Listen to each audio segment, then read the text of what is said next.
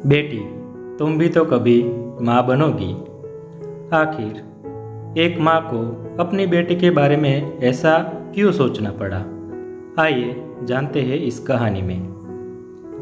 अभी शाम के 6 बज रहे थे। गायत्री अपनी बेटी पूजा के साथ पटना रेलवे स्टेशन के बाहर एक ऑटो रिक्शा से उतरती है। उसके हाथ में एक सूटकेस था। पूजा के हाथ में भी एक बैग था। वह अभी उदास एवं जल्दबाजी में दिख रही थी। पूजा ऑटो रिक्शा से उतरकर अपनी माँ के साथ तेजी से स्टेशन की ओर चल देती है। उसे स्टेशन से दिल्ली जाना था। पूजा दिल्ली के एक कॉलेज में मास कम्युनिकेशन में डिप्लोमा कर रही थी। अभी वह अपने घर पटना दीपावली और छठ पूजा की छुट्टी में आई थी और आज वापस दिल्ली जाने के लिए ट्रेन पकड़ने अभी अपनी माँ के साथ स्टेशन आ रही थी। पूजा के घर में उसके मम्मी पापा के अलावा कोई और नहीं था। वह दोनों की एकलौती संतान थी। उसके पिता की एक मिठाई की दुकान थी। माँ घर के काम करती एवं समय मिलने पर दुकान पर जाकर अपने पति की मदद करती थी। पूजा अपने मम्मी पापा की आंखों का तारा थी। दोनों उस पे अपनी जान छिड़कते थे। माँ गायत्री तो पूजा को अभी भी 5 साल की बच्ची के जैसे ही ख्याल रखती थी। समय से सुलाना, जगाना एवं समय पर नाश्ता भोजन करवाना उसी का काम था। पूजा की पढ़ाई से लेकर होमवर्क करवाने तक की सारी जिम्मेदारी उसकी माँ की ही थी। गायत्री के लिए तो उसकी बेटी पूजा ही उसकी दुनिया थी। गायत्री का वश चलता तो वह दिल्ली भी अपनी बेटी के साथ ही रहती, मगर उसके पिता यहाँ अकेले हो जाते। यही सोचकर वह दिल्ली नहीं जा पाई थी। देश में आजकल लड़कियां हर जगह अपने आप को असुरक्षित महसूस करने लगी थी। इसलिए शायद अब गायत्री भी अपनी बेटी को लेकर ज्यादा फिक्रमंद थी।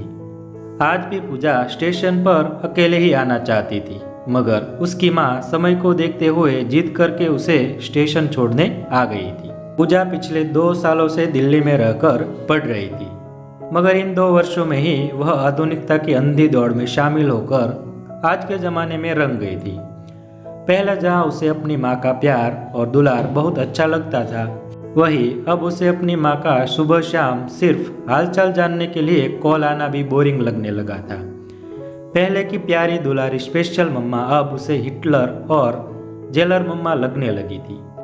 यह सब शायद पश्चिमी सभ्यता एवं आधुनिकता की अंधी सरपट दौड़ का असर था। तभी तो पूजा को अब अपनी मम्मी पापा का वास्तविक प्रेम बोझ एवं बंदिशों की जंजीर लगने लगी थी और उसे अपने बॉयफ्रेंड का दिखावटी एवं कपट से भरा प्रेम ही प्रगाढ़ लगने लगा था।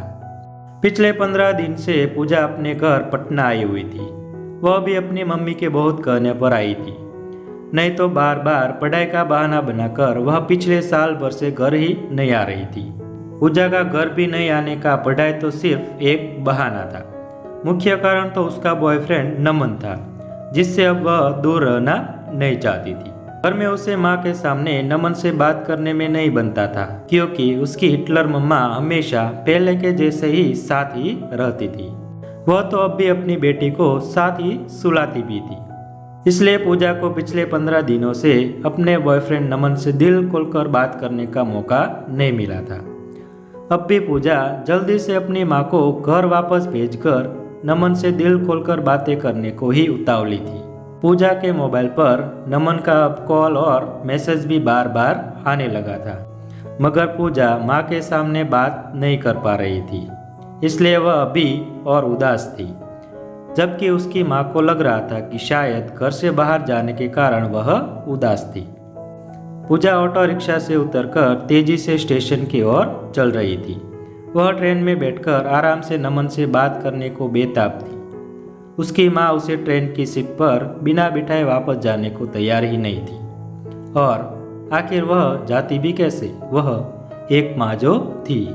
वैसे भी आज सब जगह एक अकेली लड़की को देखते ही मन चले उसे नोच खाने को हमेशा फिराक में लगे रहते हैं। इसी डर से गायत्री भी अपनी बेटी को स्टेशन छोड़ने आई थी।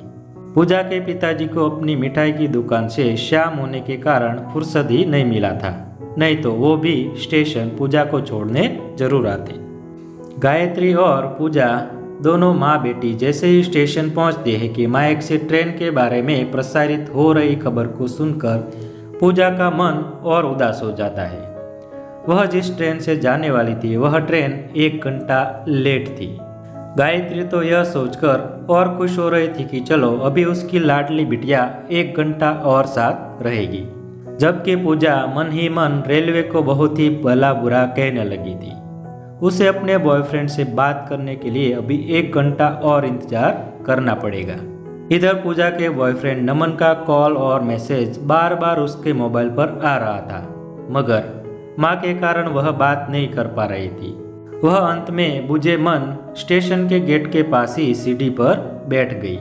पूजा की दशा देखकर गायत्री को लगा कि शायद वह घर से जा रही है, इसलिए उदास है, जबकि सच्चाई तो कुछ और ही थी। पूजा बेटा, तुम इतना उदास मत हो, मुझे जरा भी तुम्हारी उदासी अच्छी नहीं लग रही है। पढ़ने के लिए सभी बच्चों को कुछ सालों के लिए अपने माँ बाप से दूर तो जाना ही पड़ता है। तुम्हारा मन अगर वहाँ नहीं लगेगा तो तुम नए साल घर पर आ जाना, गायत्री अपनी बेटी को समझाती हुई बोली। मगर बेचारी गायत्री को क्या पता था कि उसकी बेटी की उदासी घर की याद नहीं बल्कि उसके बॉयफ्रेंड से बातें नहीं होना था। उसे घर की याद क्या आएगी, उसे तो घर अब काटने दौड़ता था। माँ का दिल रखने के लिए पूजा भी झूठ मूठ उसकी सोच को और मजबूती प्रदान कर देती है। मम्मा क्या करें, आखिर हूँ तो मैं आपकी लाडली बेटी ही ना। मैं तो कभी बाहर पढ़ने जाना भी नहीं चाहती थी, मगर तुमने ही मुझे ज़बरदस्ती दिल्ली भेज दी। मुझे तो लगता है कि मैं अभी भी पढ़ाई छोड़कर तुम्हारे पास आ जाऊँ। ऐसा सोचना भी नहीं, अब सिर्फ 1 साल की पढ़ाई और बची हुई है।